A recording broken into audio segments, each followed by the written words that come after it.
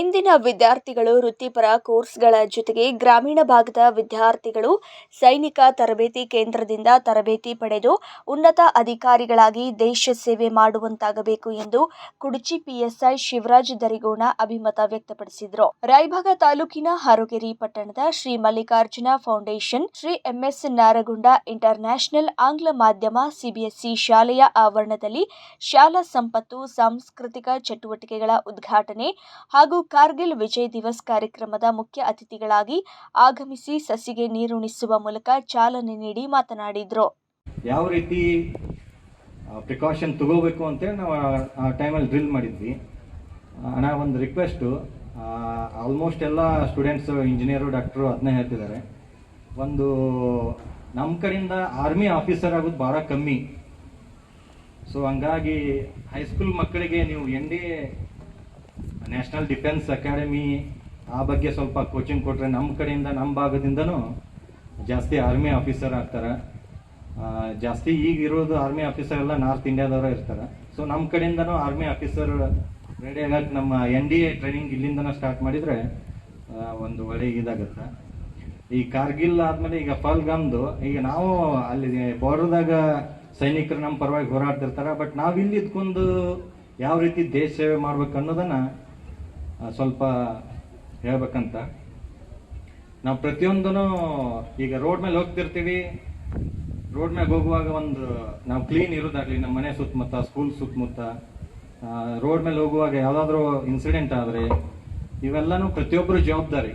ನಮ್ಮ ದೇಶ ಹೆಮ್ಮೆ ಪಡುವಂತೆ ಅನೇಕ ಸೈನಿಕರು ಮತ್ತು ಅಧಿಕಾರಿಗಳು ಹುತಾತ್ಮರಾಗಿ ಪಾಕಿಸ್ತಾನದ ವಿರುದ್ಧದ ಹೋರಾಟದಲ್ಲಿ ವಿಜಯ ಸಾಧಿಸಿ ಕಾರ್ಗಿಲ್ ವಶಪಡಿಸಿಕೊಂಡು ಸೈನಿಕರಿಗೆ ನಮ್ಮದೊಂದು ಸಲಾಂ.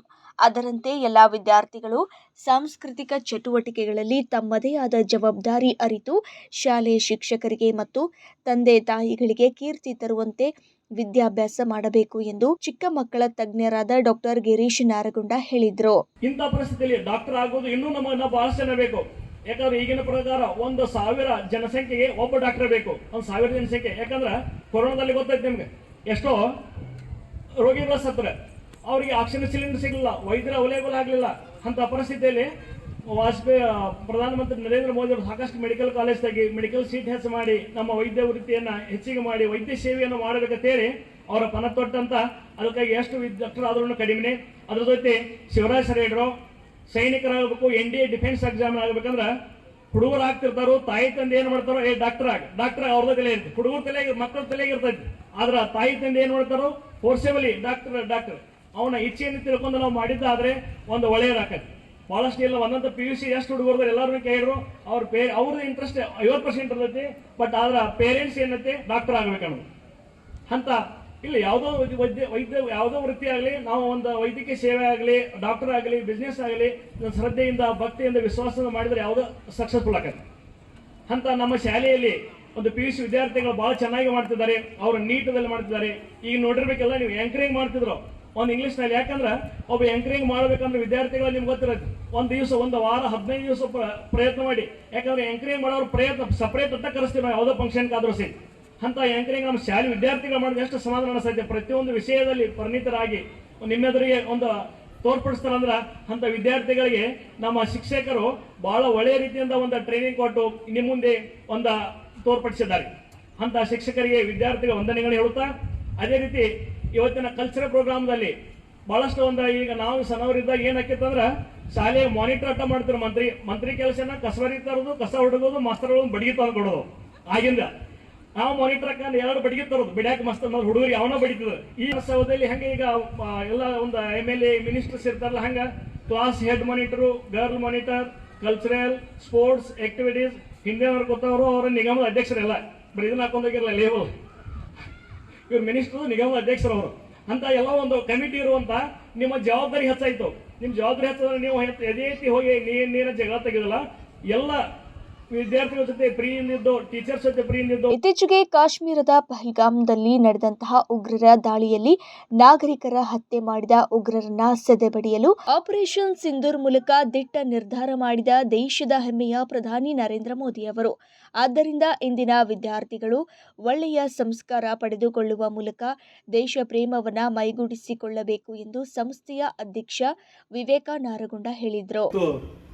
ಕಾರ್ಗಿಲ್ ವಿಜಯೋತ್ಸವದ ದಿನಾಚರಣೆಯ ಶುಭಾಶಯಗಳನ್ನ ಕೋರ್ತಾ, ಇಲ್ಲಿವರೆಗೆ ಸಾಕಷ್ಟು ನೀವು ಆರ್ಮಿ ಬಗ್ಗೆ, ಮಿಲಿಟರಿ ಬಗ್ಗೆ, ಸೈನಿಕರ ಬಗ್ಗೆ ಎಲ್ಲವನ್ನು ಕೇಳಿದ್ರ. ಕಾರ್ಗಿಲ್ ಯುದ್ಧ ಹೇಗಾಯಿತು, ಹೇಗೆ ನಾವು ಗೆದ್ವಿ, ಯಾವ ರೀತಿ ನಾವು ಇದೀವಿ ಅಂಥೇಳಿ ಎಲ್ಲವನ್ನು ಕೇಳಿದ್ರಿ ನೀವು.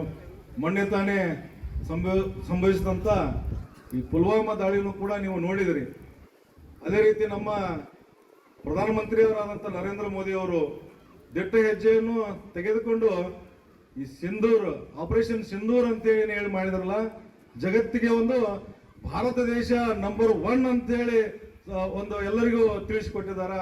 ಈ ಸಂದರ್ಭದಲ್ಲಿ ಅವರಿಗೆ ನನ್ನ ಧನ್ಯವಾದಗಳು ಹೇಳಕ್ಕೆ ಇಷ್ಟಪಡ್ತೀನಿ.